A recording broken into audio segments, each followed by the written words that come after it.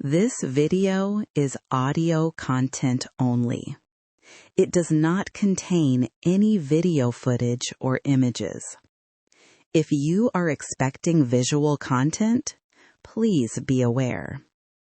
This is intentionally provided in an audio-only format. We recommend listening to the audio rather than watching the screen. Thank you for your understanding. In the tradition of Kaidan, the stories we tell are rarely just fiction. They are the echoes of things that refuse to stay buried. Some are found in the oily grain of a worn banister, others in the rhythmic ripple of stagnant water, or the hollow silence of a midnight station. What follows are accounts of the traces we leave behind, and the things that reach out from the dark to claim them. Lean in, but be wary. Once you recognize the weight in the shadows, the world rarely looks the same again. Chapter 1. The House with the Black Banister. It happened during the summer break after 6th grade. 2 of my friends and I decided to hike up the wooded trail behind the middle school to check out the old abandoned house at the top of the hill. The yard was a jungle of overgrown weeds, and the thick, damp scent of a humid July afternoon seemed to coat the back of my throat. "This is the place," one of my friends whispered, his voice barely audible. "They say an old man lived here all by himself until he just vanished into thin air one day." The glass on the front door was covered in grime, but you could see deep scratches on the inside, like something had been clawing at the panes to get out. Inside, the air was heavy and dim. The floorboards groaned and dipped under our weight with every step we took. Toward the back of the hallway, a staircase led up into the darkness. The wooden banister was stained a deep, oily black, looking worn down as if someone had spent a lifetime rubbing their hands against it. "Let's check out the second floor," someone suggested. I reached out to steady myself, but the moment my palm touched the wood, a primal chill shot up my spine. I yanked my hand back instinctively. It was warm, not just room temperature, but the unmistakable, lingering heat of a living body. I told the guys it felt like someone had just been holding it a second ago. "You're just losing it," my friend joked, though his voice wavered. He grabbed the rail to prove me wrong, but then he froze. "Look at this. Do you see the marks? Like fingers?" When we looked closer, we could see the faint, greasy outline of a hand with unnaturally long fingers etched into the blackened wood. When I touched it again, the surface felt strangely damp, almost tacky. "We should probably head back," I said, but my friends insisted we see the upstairs since we'd already come this far. We crept up the stairs, our hearts hammering. The rooms were mostly stripped bare, except for a heap of old, moth-eaten blankets piled in a corner. "Do you think someone's still living here?" I whispered. The words had barely left my mouth when a loud, heavy creak echoed from the bottom of the stairs.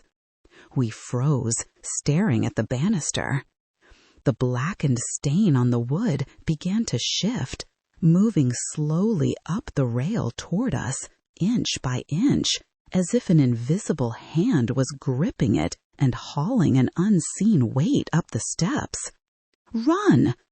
The 3 of us scrambled for the nearest window, tumbling out onto the porch roof and dropping into the weeds below. I didn't stop until I reached the fence, but when I looked back, the black stain had reached the very top of the landing. The next day, I mentioned the house to one of my teachers. He went pale and went quiet for a long moment before speaking. "That house has a history," he said. "The last man who lived there had a stroke at the bottom of the stairs. They found him dead at the top. The police said he'd spent days trying to crawl his way up to the second floor to reach the phone, dragging himself up by that banister over and over again. Those black stains, they said it was years of sweat and dried blood worked deep into the grain of the wood. I still pass by that house sometimes on my way home. Every time I look up at that window, I can't help but feel like the black stain on the banister is growing, slowly creeping further along the wood, inch by agonizing inch." Chapter 2. The Deep Pour. I was in my late 20s when I took a job as a subcontractor at a dam construction site deep in the mountains. I was assigned to the crew pouring concrete around the massive sluice gates. If you aren't familiar with the work, it involves pouring wet concrete into huge wooden and steel forms to create the foundation and walls of the structure. The site was tucked into a jagged valley, and even in the dead of summer, the mornings and evenings were bone-chillingly cold, with a thick, gray fog always clinging to the surface of the river. When I first started, an old-timer named Bill gave me a piece of advice I'll never forget. He said, "Jake, it's not the water in that hole you need to be afraid of, it's the people. Falling into the depths is a bad way to go, sure, but a coworker's lapse in judgment or a heavy presence behind you is a hell of a lot more dangerous." At the time, I didn't really get what he was driving at. I figured he was just talking about site safety. I learned the truth soon enough. The job wasn't just about pouring concrete. It was a grueling process of securing forms, checking high-pressure pipes, and constantly rebuilding scaffolding. On a new site, everyone is so focused on their own task that they stop paying attention to the little things. You're always one distracted second away from someone dying. One afternoon, I was out on the spillway with two new guys, Tyler and Cody. We were perched on a narrow run of scaffolding with 30 feet of dark, murky water churning below us. Even with the safety harnesses, seeing the river through the gaps in the steel grating made my skin crawl. "Don't you dare drop that bucket," Bill shouted from across the way. I looked back and saw him peering down over the edge of the platform, checking the lower supports. Everything seemed to be going fine until we started securing the main form. Tyler reached for a heavy concrete pipe, lost his footing, and nearly went over the side. I lunged forward and grabbed his vest just in time to steady him. But in that same heartbeat, Cody fumbled a heavy wrench up on the gate housing. The tool hit the water with a sharp, metallic crack that echoed off the concrete walls. We watched the ripples spread out and then vanish into the dark, as if the river had swallowed it whole. Normally, that would have been the end of it, but down there, deep under the surface, I saw something move. I let out a dry cough to shake off the nerves, and the two new guys just went back to work like nothing happened. My eyes, however, stayed glued to the water. During our lunch break, we were sitting in the brake trailer eating sandwiches when Bill leaned in and lowered his voice. "You know, someone died at this dam before the main structure was even finished. It wasn't a worker either. Some local kid slipped and fell during a botched pour on the lower levels." I felt a chill go through me. Bill continued, saying that the kid hit the water and they thought the current swept him away. But the next day, they found what looked like footprints at the bottom of the basin, in a section where the concrete had already started to set. Nobody was supposed to be down there. The story made my blood run cold. Those prints supposedly led right into the heart of the foundation. That afternoon, we had to go inside the sluice gate housing to check the internal plumbing. It was a cramped, dripping tunnel with slick footing. Tyler and Cody were still green, so they moved slowly, checking every bolt with their flashlights. Suddenly, a loud metallic bang echoed from beneath the pipes. It wasn't the sound of something falling. It sounded like something heavy pushing through the water. I swung my light toward the sound. Cody's face was ashen. "Did you see someone down there?" he stammered. "I can't see a thing," I told him. "It's pitch black, and the water is nothing but a muddy swirl. It's just your imagination." I said the words, but my heart was hammering against my ribs. When we finished for the day, the foreman, Mr. Miller, met us at the site office. "We're checking the gates again tomorrow," he said, looking over his clipboard. "Jake, I want you to go down to the lower access and verify the intake seals from below." My voice caught in my throat.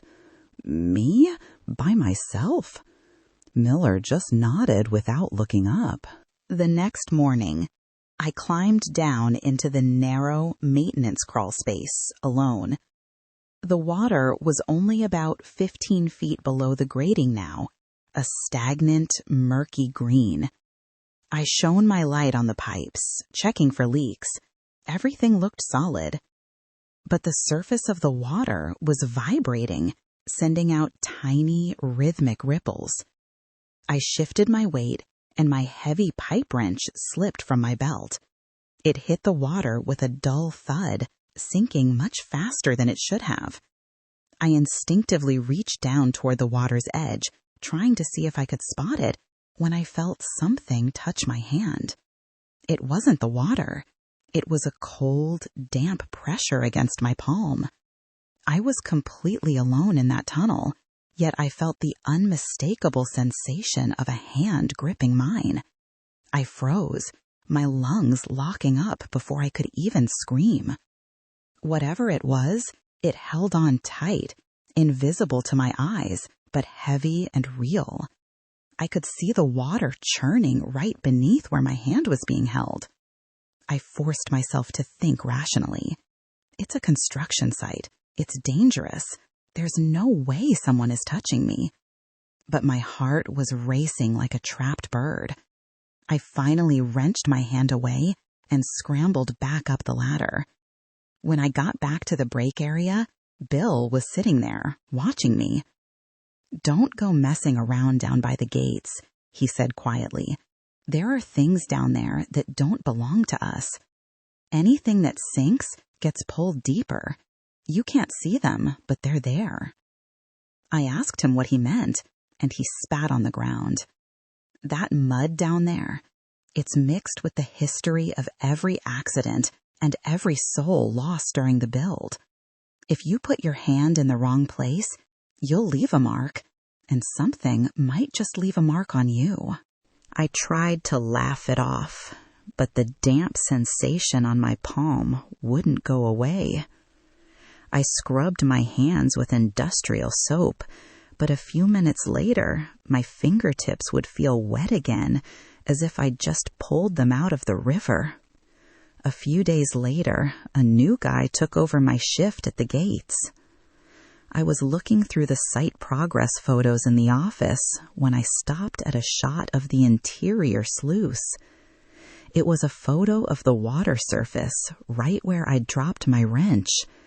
There, clearly visible in the silt and the foam, was the faint, dark outline of a handprint. It looked as if someone was reaching up from the depths, their fingers pressed against the surface of the water from below. I haven't gone near the spillway since. What's lurking at the bottom isn't just shadows or water. It's a place where the weight of human error and tragedy leaves a physical stain. Once you sink into that history, you leave a trace that never fades. I can wash my hands 1,000 times, but they still feel damp. I'm never looking into that water again. Chapter 3. The House of the Red Paper Birds. It was the winter of my 7th grade year. There was an old 2-story house on my walk to school that had been vacant for as long as I could remember. Its siding was a dull, weathered gray, and every single window had been boarded up with plywood. One afternoon, I noticed a piece of bright red paper folded into the shape of a small bird lying right in front of the rested gate. I picked it up and unfolded it. Scrawled on the back in tiny, cramped handwriting was a single word: help. When I showed it to my friends, they just laughed. "It's a prank," one of them said. "Some kid is messing with you.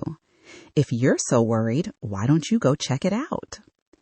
Egged on by the dare, I found myself walking back to that house alone later that evening. As I got closer, I noticed a faint, flickering light bleeding through the cracks in the plywood covering the front window. I pressed my ear against the wood, and my breath hitched.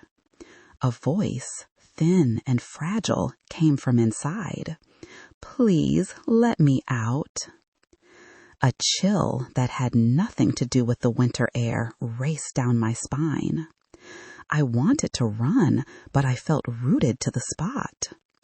I looked down at the red paper in my hand, and my blood turned to ice. The writing had changed. The word help was gone, replaced by a new sentence. "I'm right here. You can hear me, can't you?" Then came the sound, a soft, rhythmic tapping from the other side of the boarded-up window. Tap, tap, tap. "It's so cold," the voice whispered. "Please open the door." Tears pricked my eyes as I began to back away. But then I heard a soft rustle. A fresh piece of red paper slid out from the mail slot in the front door, gliding across the porch like a dead leaf. I couldn't stop myself from picking it up. I unfolded it with trembling fingers. It said only one thing: "Behind you." My heart felt like it was going to explode as I spun around. There was no one there. The street was empty, and the wind was silent. But then I looked down at the fresh blanket of snow. Right next to my own heavy boot prints was a trail of small, bare footprints. They hadn't been there a moment ago. They followed my path perfectly, stopping exactly where I stood, as if something very small, was standing directly behind me. I didn't look back again. I bolted, running until my lungs burned and I reached the safety of my own front door. Later, I did some digging and heard the local rumors. Years ago, a young child had vanished from that house in the middle of a blizzard. People said the kid used to spend all day sitting by the window, folding red paper birds to pass the time. They didn't find anything until the spring thaw. Tucked away in a corner of the overgrown yard, they found a single small hand, frozen solid and still clutching a crumpled red bird. Even now, whenever winter rolls around, I see those little red paper birds lying in the snow in front of that gray house. I never pick them up anymore. Chapter 4. The Midnight Concourse. A business dinner with a new client had dragged on much longer than I'd anticipated, and it was nearly midnight by the time I was finally cut loose. I'd planned to head back to the office to finish up some paperwork, but I didn't want to risk missing the last train home. I hurried toward the nearest subway entrance, my dress shoes clicking rhythmically against the pavement. During the day, the underground tunnels of the downtown business district are a sea of suits and commuters, but late at night they transform into a different world, hollow, silent, and echoing with every breath you take. I ducked into the entrance and started down the long pedestrian corridor toward the turnstiles. That's when I noticed the silence. Even this late, there should have been a few people around, stragglers catching a late-night Uber or folks rushing for the final departure. But that night, there wasn't a soul. I felt a prickle of unease, but I kept moving. A few minutes later, I reached the main gate, only to find the heavy security shutters pulled halfway down. It didn't make sense. The last train wasn't scheduled to leave for another 20 minutes. There wasn't a transit officer or a booth attendant in sight. I pulled out my phone to check the schedule, and that's when I heard it behind me. Slap, drag, slap, drag. It was the sound of someone shuffling their feet, moving slowly through the corridor. I spun around instinctively, but the tunnel was empty. The walkway curved gently into the distance, creating plenty of blind spots behind the concrete pillars. I told myself it was just the ventilation system or an echo of my own movement, and I decided to head for an alternate entrance on the other side of the complex. This station is a massive transit hub, a subterranean labyrinth of shops and connecting tunnels so complex that even the locals get turned around. As I started walking again, the sound returned. Slap, drag, slap, drag. Someone was definitely behind me, keeping a consistent distance and matching my pace. When I sped up, the shuffling grew faster. When I slowed down, it lingered just out of sight. I'm being followed. The realization hit me like a physical weight. I forced myself not to run, trying to maintain a natural stride so I wouldn't succumb to the rising panic. The overhead fluorescent lights felt sickly and blue, casting long, distorted shadows against the sterile white walls. The low ceiling seemed to press down on me, the silence of the station becoming a heavy, suffocating pressure. To reach the next set of gates, I had to cross a wide, open concourse. Just as I reached the center of the empty space, a voice crackled over the PA system, distorted and tinny. Attention, lighting in certain sectors is being reduced for nightly maintenance. One by one, the lights in the corridor I had just left began to click off. Snap, snap, snap. The darkness moved toward me like a living thing, swallowing the hallway whole. And from the depths of that encroaching blackness, the footsteps grew louder. I didn't care about looking calm anymore. I ran. But every time my shoes hit the linoleum, I heard that second set of feet echoing just a fraction of a second behind mine. Slap, drag, slap, drag. There was no rhythm to it, just a wet, heavy scraping sound, like someone hauling a dead weight across the floor. I skidded to a halt in front of a wall map, my breath coming in ragged gasps as I tried to orient myself. If I could just find the connector to the blue line, those gates might still be open. I was about to bolt again when I heard a faint, wet sound behind me. It was a laugh, or maybe a wheeze, a thin, rattling noise that barely sounded human. I didn't look back. I ran with everything I had. I don't know how long I spent sprinting through those tunnels. The map in my head had become a jumble of gray concrete and yellow lines. My sense of direction was completely gone. But then, up ahead, I saw the familiar neon glow of a corner convenience store. The sight of it made my knees weak with relief. It's still open, I thought. I'm safe. I burst through the glass doors, the chime echoing through the store. But the aisles were empty. No clerk behind the counter, no customers browsing the shelves. The door to the back office was shut tight, and the overhead lights were blindingly bright, humming with a low electric buzz. The silence here was even worse, unnatural and heavy, like the air in a tomb. "Hey, is anyone here?" I shouted. My voice sounded thin and terrified. There was no answer. Even the background music that usually plays in these shops was silent, just the hum of the refrigerators and the pounding of my own heart. I couldn't stay there. I ducked back out into the concourse and ran toward the far exit. As I rounded a corner, I finally saw someone. A man in a business suit was walking a few yards ahead of me, a messenger bag slung over his shoulder.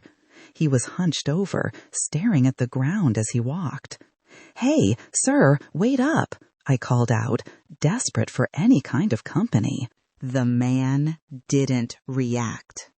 He kept walking at the same steady, plodding pace, as if he hadn't heard me at all. A cold shiver raced down my spine, but the fear of what was behind me was greater than the dread of what was in front. I sprinted to catch up.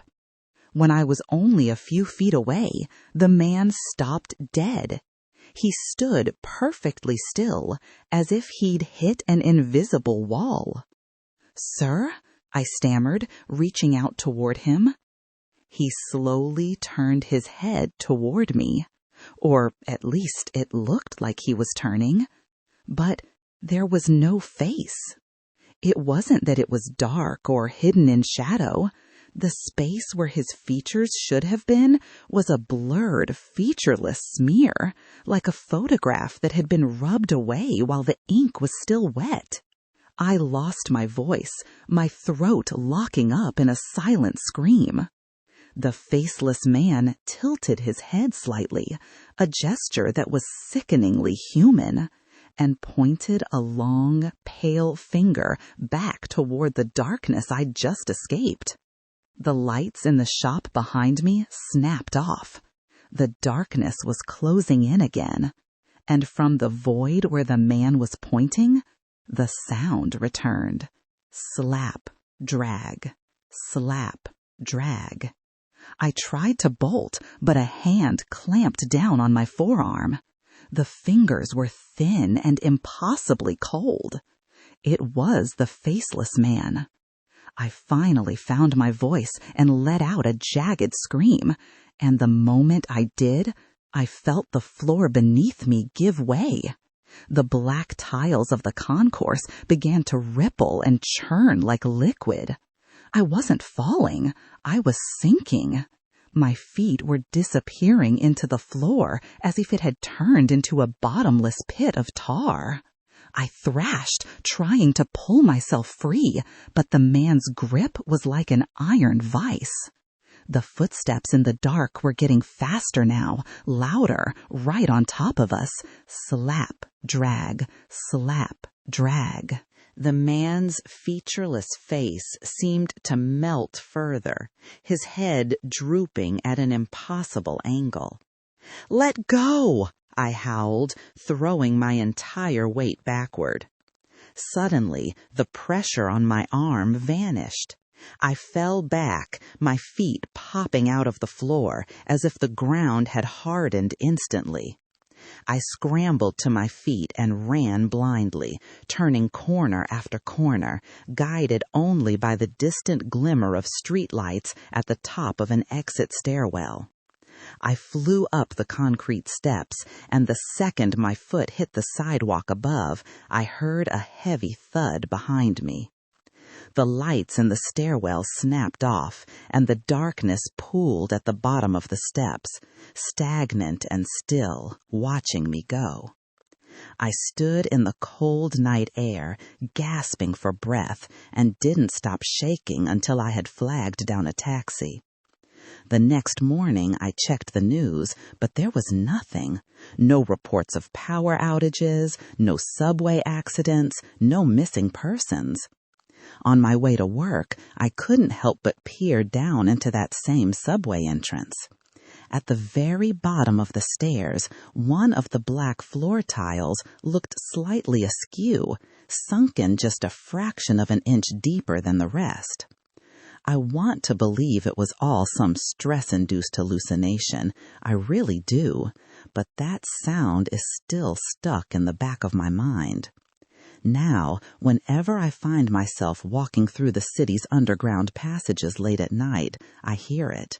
A faint, rhythmic scuffing just a few paces behind me. And I can't help but feel that something in that darkness is still down there, patiently retracing my steps, waiting for the lights to go out again. Chapter 5. The Housewarming Gift. In the spring of my 8th grade year, a house down the street suddenly went dark. A kid in my class had lived there with his family, but they packed up and vanished almost overnight. When they first moved in, they seemed like a perfectly normal, happy family, but toward the end, they looked like they were living in a state of constant terror. One afternoon, my friend Leo and I decided to sneak inside to see what they'd left behind. The place was eerily silent, stripped of the usual clutter and warmth of a family home. The foyer was empty, and our footsteps echoed against the bare hardwood. "Hey, look at this," Leo whispered, pointing to a small stack of boxes left behind in the corner of the living room. Right on top of the pile was a plain white envelope. In elegant, handwritten script, it said, "A housewarming gift." "Who leaves a gift behind?" I muttered. "Let's see what's in it." The moment I tore the seal, the temperature in the room seemed to plummet. I pulled out a long, shimmering ribbon, but it wasn't a festive color. It was a deep, oily black, the color of a crow's wing. It didn't feel like a gift at all. It felt like a funeral shroud. That's when the voice drifted down from the shadows at the top of the stairs. "Give it back." Leo nearly jumped out of his skin. "Who's there? Give it back. Give it back to me." It was a girl's voice, but it didn't sound like anyone from school. It was hollow and thin, like wind whistling through a crack in a window. We dropped the envelope and scrambled for the front door, but the handle wouldn't budge. I threw my shoulder against it, but it felt like a massive weight was pressing against the other side, holding the door shut. "Give it back," the voice hissed, sounding much closer now. A long, distorted shadow began to stretch down the hallway from the base of the stairs, though there was no one there to cast it. "Give it back, and I'll let you leave." "We don't want it. We put it back," I yelled, my voice cracking as I pointed at the floor where the ribbon had fallen. The pressure on the door vanished instantly. It swung open so fast I nearly fell onto the porch. We burst outside into the afternoon sunlight, not daring to look back until we reached the safety of the sidewalk. When I finally turned around, I caught a glimpse through the glass pane of the front door. The envelope was gone from the floor. It was sitting perfectly centered on the top landing of the stairs, as if someone had just carried it back up into the dark. The next day, I talked to an old woman who lived next door to the abandoned house.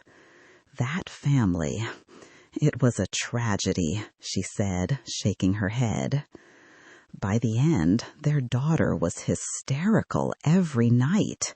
She kept screaming for them to give it back over and over until she lost her voice. But the parents had no idea what she was talking about. They didn't have anything that didn't belong to them. The house has been vacant for years now, but lately people have noticed something strange. Every few months, a fresh white envelope appears on the front mat. The handwriting is always the same, scrawled in that elegant, chilling script. A housewarming gift. I don't care what's inside. I'm never going near that porch again. Chapter 6. The Thaw. I spent my late 20s working as a heavy equipment operator on a massive highway expansion project deep in the Appalachian Mountains. It was the kind of job where the terrain was so rugged and the access roads so narrow that getting men and machinery to the site was a logistical nightmare. Every crew had its own quirks, and you saw all types. The greenhorns who didn't know a gear shift from a shovel, and the old-timers who were as steady as the bedrock. Among them was a guy the first met when I first started. I won't use his real name, but nobody called him by it anyway. Everyone just called him Diggs. It wasn't because he was a master at the controls. If anything, he was a hack. He was sloppy with the excavator, constantly overcutting the slopes or leaving too much dirt behind. But the strange thing was that nobody ever called him out on it. To be more precise, the supervisors were afraid to correct him because things got weird whenever they did. On my first day, the foreman, a grizzled guy named Miller, pulled me aside. He told me that I might end up working a shift with Diggs, but if I did, I should just stay out of his way. He told me that Diggs had a habit of digging in the wrong places. I didn't get it at first.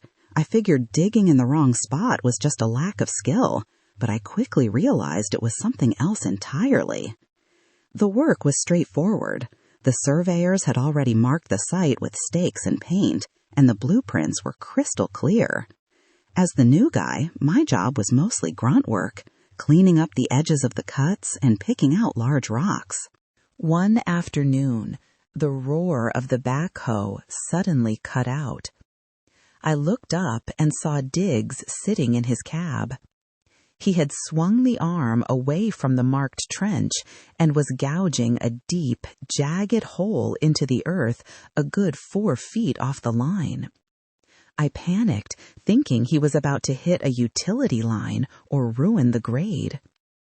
I waved my arms and shouted that he was off the mark, and the corner was supposed to be further left. Diggs looked at me through the cab window. His eyes were glazed over, staring right through me as he forced the bucket even deeper into the dirt. He muttered something that sounded like, "It's here."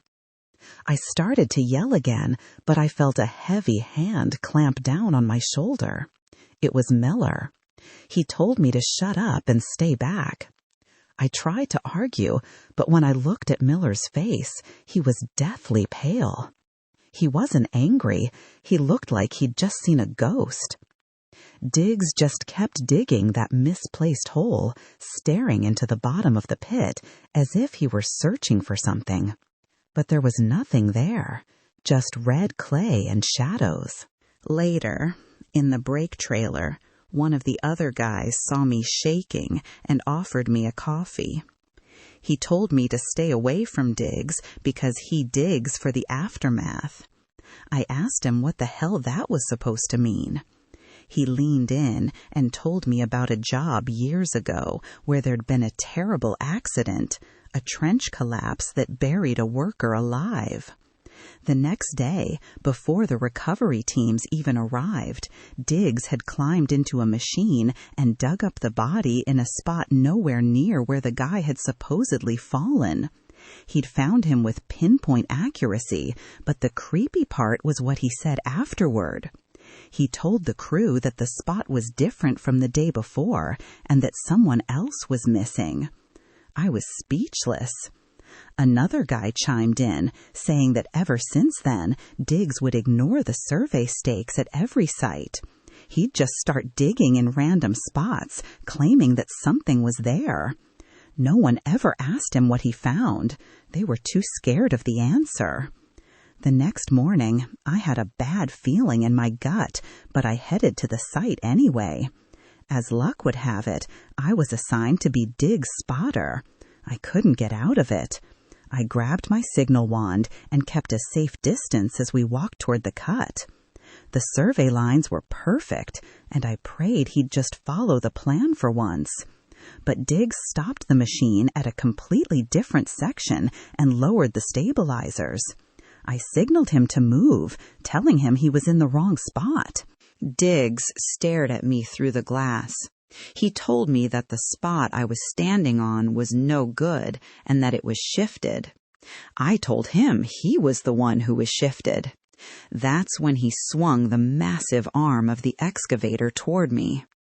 The heavy steel tracks groaned as the machine lurched, and I had to dive out of the way to keep from being crushed. I screamed at him, asking if he was trying to kill me. Diggs just looked at me from under his hard hat and gave a faint, sickening smile. He told me I had marks on me, like I'd been stepped on. I felt a chill crawl up my spine. I looked down at my boots, but there was nothing there but my own tracks in the mud.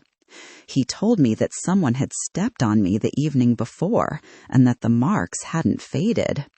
Then he stared at the ground right next to me and said that someone was already there, waiting. I asked him who, and he dropped the bucket inches from my feet. He told me it was the one who called me and that I was being summoned. His eyes didn't look human. They were dull and flat, like they were just reflecting the gray sky.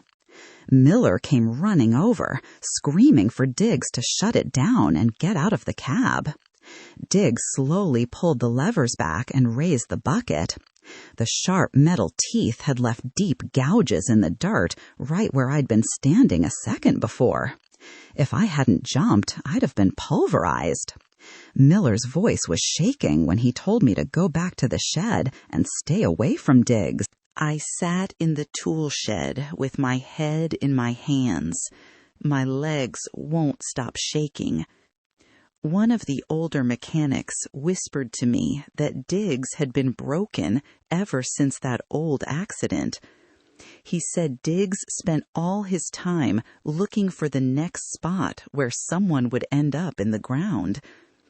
I asked if he was looking for people, and the mechanic said no. He was looking for the place, the exact coordinates where the next tragedy would happen.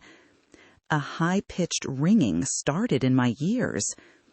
The mechanic said that Diggs dug like he already knew the future, as if he could see the signs of an impending disaster, a change in the wind, a silence in the air. Most people thought he was just crazy, but there was one problem. The places Diggs chose to dig were always the spots where the ground was the most unstable. That evening, the air at the site was unnaturally still. The wind had died down, and the sound of the other machines felt miles away. Without anyone telling him to, Diggs started up his backhoe one last time. I watched from a distance as he began to dig in the exact spot where I'd been standing earlier that day. He muttered that the ground had been soft there for a while. It was sinking. It was giving way. Miller and a few other guys eventually ran over and physically hauled Diggs out of the cab. He didn't fight them. He just kept repeating that it was supposed to be there and that I had been called. I didn't sleep a wink that night. The next day, Diggs was gone, supposedly transferred to a different project out of state. But when I looked at the hole he'd started, I froze.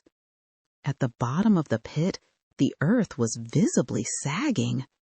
The ground was hollow and brittle. If I had stood there much longer, the whole section would have collapsed into a sinkhole. It was as if the weight of my own body had been enough to start the slide. Miller just stood there staring at the hole. He said that some people get a sixth sense for accidents before they happen, but Diggs was too sensitive for his own good. I couldn't even give him an answer. I quit the job a week later.